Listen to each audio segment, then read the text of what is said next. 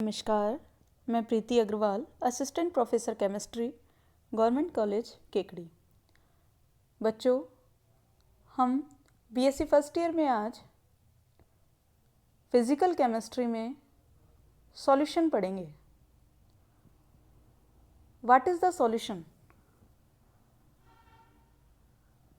Solution is the homogeneous mixture of the chemical substances which are not react, अर्थात दो या दो से अधिक क्रिया न करने वाले रासायनिक पदार्थों का समांगी मिश्रण क्या कहलाता है? विलयन। समांगी मिश्रण से मतलब जिस मिश्रण के प्रत्येक भाग में यदि रासायनिक संगठन समान है तो उसे कहा जाता है समांगी मिश्रण। और यह समांगी मिश्रण दो चीज़ों से मिलकर बनता है, विलेय तथा विलायक। क्या है विलेय और विलायक?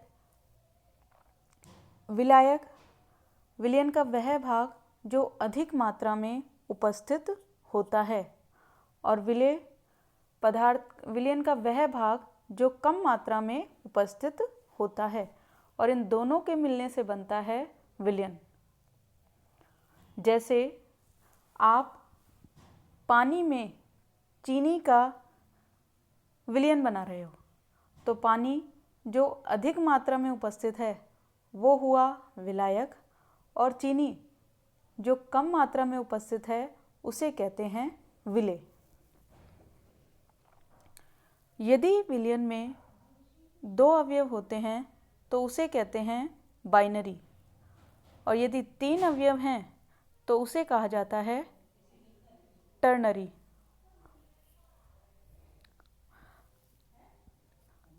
अर्थात एक सिंपल एग्जाम्पल, आप नींबू पानी बना रहे हैं, उसमें आपने पानी डाला, नींबू डाला और चीनी डाली, नमक डाल रहे हो, तो ये सभी क्या हैं? तीन अवयव यदि पानी में डले तो ये हुआ टर्नरी विलयन। और यदि विलयन में दो अवयव मिले हुए हैं तो उसे कहा जाता है बाइनरी विलयन।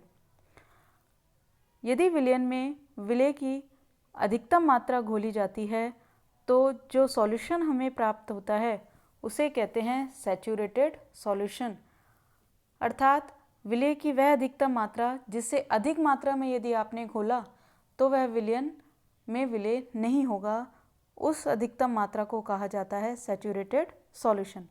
और यदि इसमें सॉल्यूट का अमाउंट कम हो, विलेय कम मात्रा में है, तो उसे कहते हैं अनसैचुरेटेड सॉल्यूशन। और यदि जितना सॉल्यूट सैचुरेटेड सॉल्यूशन मिलाने के लिए चाहिए और उससे अधिक विलेय यदि आप मिला रहे हो तो उसे कहते हैं सुपर सैचुरेटेड सॉल्यूशन। अब नेक्स्ट हम देखें कि सॉल्यूशन किस किस से मिलकर बन सकता है। तो इस बेस पर सॉल्यूशन को भी तीन प्रकार में बांटा है, सॉल्यूट और सॉल्वेंट। गैस भी हो सकते हैं, लिक्विड भी हो सकते हैं और सॉलिड भी हो सकते हैं। उस आधार पर सॉल्यूशन को मेनली तीन पार्ट्स में डिवाइड करते हैं। गैस सॉल्यूशन, जिसमें ऐसे सॉल्यूशन जिसमें सॉल्यूट तथा सॉल्वेंट दोनों गैसेस स्टेज में होते हैं उसे कहते हैं गैस सॉल्यूशन। लिक्विड सॉल्यूशन, जिसमें ऐसे सॉल्यूशन जिसमें सॉल्वेंट तो लिक्विड है लेकिन सॉल्यूट गैस भी हो सकता है, सॉलिड भी हो सकता है और लिक्विड भी हो सकता है, तो उसे कहते हैं लिक्विड सॉल्यूशन। जैसे आप पानी को यदि विलायक के रूप में ले रहे हैं और बाकी यदि आप उसमें ठोस डाल रहे हो या द्रव डाल रहे हो या गैस डाल रहे हो तो उसे कहा जाता है लिक्विड सॉल्यूशन। और सॉलिड सॉल्यूशन वे सॉल्यूशन जिसमें सॉल्वेंट तो ठोस हो लेकिन सॉल्यूट गैस भी हो सकता है, लिक्विड भी हो सकता है और सॉलिड भी हो सकता है। ये तो बात हुई कि सॉल्यूशन किस किस से मिलकर बना हुआ है, उसके आधार पर सॉल्यूशन का क्लासिफिकेशन। इसके अलावा राउट्स लॉ के बेस पर भी सॉल्यूशन को दो पार्ट्स में डिवाइड किया गया है, आइडियल सॉल्यूशन और non ideal solution. Ideal solution वह सॉल्यूशन होता है जिसमें सॉल्यूट सॉल्यूट, सॉल्वेंट सॉल्वेंट तथा सॉल्यूट और सॉल्वेंट के मॉलिक्यूल्स के बीच में इंटरेक्शन फोर्सेस जो लगता है वो सब में समान होता है, उसे कहते हैं आइडियल सॉल्यूशन, जबकि नॉन आइडियल सॉल्यूशन में सॉल्यूट सॉल्वेंट मॉलिक्यूल्स के बीच लगने वाला अट्रैक्शन फोर्स सॉल्यूट सॉल्यूट तथा सॉल्वेंट सॉल्वेंट मॉलिक्यूल्स के बीच लगने वाले अट्रैक्शन फोर्स से डिफरेंट होता है। दूसरा, आइडियल सॉल्यूशन में जब सॉल्यूट और सॉल्वेंट दोनों मिलाए जाते हैं तो होने वाला हीट चेंज ज़ीरो होता है, जबकि नॉन आइडियल सॉल्यूशन में एंथैल्पी चेंज ज़ीरो नहीं होता। उसी तरह सॉल्यूशन का टोटल वॉल्यूम सॉल्यूट तथा सॉल्वेंट के वॉल्यूम के योग के बराबर होता है, या कहें हम वॉल्यूम में चेंज ज़ीरो होता है, जबकि नॉन आइडियल सॉल्यूशन में वॉल्यूम में चेंज ज़ीरो नहीं होता। आइडियल सॉल्यूशंस में राउट्स लॉ का फॉलो होता है, जबकि नॉन आइडियल सॉल्यूशन राउट लॉ का फॉलो नहीं करते। तो यहाँ बात आती है राउट लॉ क्या है। क्या कहा था राउट के नियम ने? तो लिक्विड मॉलिक्यूल्स को जब गर्म किया जाता है तो उनकी गैसेस स्टेट में पलायन करने की प्रवृत्ति होती है। जब लिक्विड के मॉलिक्यूल्स गैसेस स्टेट में पलायन करते हैं तो लिक्विड्स के ऊपर एक वेपर प्रेशर जनरेट होता है, और यदि सॉल्यूशन में उपस्थित दोनों लिक्विड यदि वोलेटाइल हैं, वाष्पशील हैं, तो दोनों ही लिक्विड्स के मॉलिक्यूल्स की पलायन की प्रवृत्ति होती है, जिसके कारण ये हर अवयव अपना एक निश्चित वेपर प्रेशर रखता है।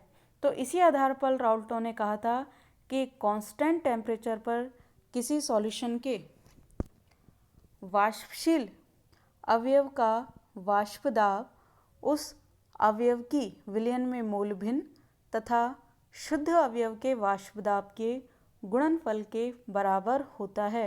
अर्थात कोई सॉल्यूशन दो लिक्विड ए और बी से मिलकर बन रहा है, तो इन लिक्विड के यदि प्योर स्टेज में शुद्ध अवस्था में वेपर प्रेशर हैं P0 A तथा P0 B, तथा इनसे बने आइडियल सॉल्यूशन में इनका मोल फ्रैक्शन यदि है XA तथा XB, और यदि P और PB पार्शियल प्रेशर को बता रहे हैं A और B के, तो राउल्ट्स लॉ के अकॉर्डिंग A का पार्शियल प्रेशर बराबर होगा P0 A इंटू XA, अर्थात प्योर स्टेट में अवयव A का वाष्प दाब गुणा अवयव A की मोल भिन्न।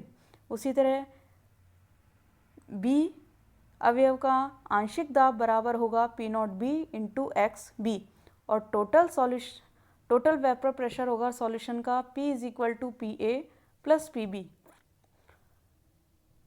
और मैं PA और PB की जगह इसकी यदि वैल्यू रखूं तो हम लिख सकते हैं P is equal to P0 A XA plus P0 B XB। और आप जानते हैं कि मोल भिन्न का योग एक के बराबर होता है, तो मैं लिख सकती हूँ P is equal to P0 A bracket में XA की जगह लिख सकते हैं 1 minus XB plus P0 B into XB। तो हमें एक इक्वेशन प्राप्त होती है total pressure of solution P is equal to P0 A plus XB bracket में P0 B minus P0 A।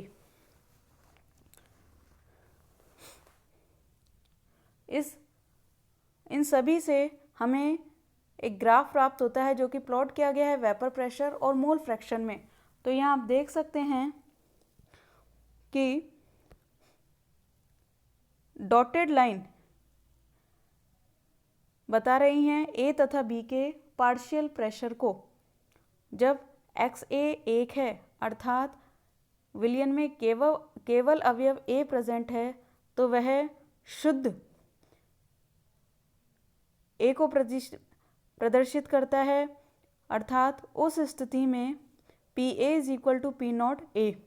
और यदि विलयन में केवल B अवयव उपस्थित है तो हम कह सकते हैं PB is equal to P0 B। और कंटिन्यूस लाइन जो है सतत रेखा विलयन का कुल वाष्प दाब बताती हैं। तो ये हुआ राउल्ट लॉ। उसके बाद बात आती है नॉन आइडियल सॉल्यूशंस की।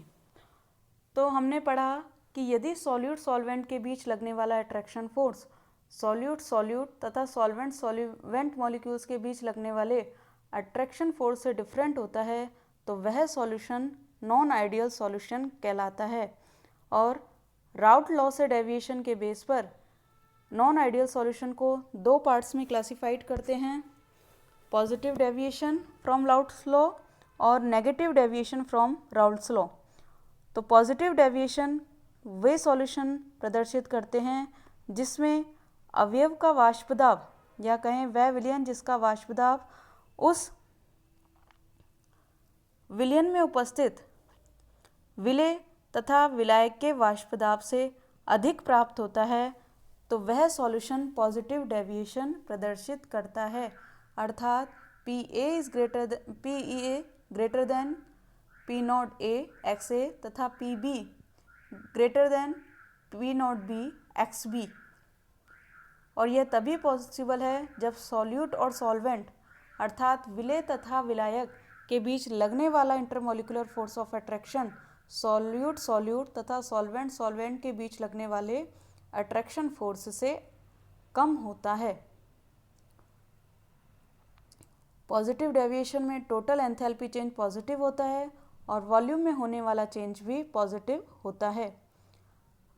तथा नेगेटिव डेविएशन वो सॉल्यूशन रिप्रेजेंट करते हैं जिसमें सॉल्यूट सॉल्वेंट के बीच लगने वाला अट्रैक्शन फोर्स सॉल्यूट सॉल्यूट तथा सॉल्वेंट सॉल्वेंट के बीच लगने वाले अट्रैक्शन फोर्स से कम होता है। अर्थात कह सकते हैं PA is less than P0A XA तथा PB less than P0B XB। Negative deviation की कंडीशन में सॉल्यूशन का वेपर प्रेशर कम होता है तथा एंथैल्पी चेंज भी नेगेटिव आता है और वॉल्यूम चेंज भी नेगेटिव होता है।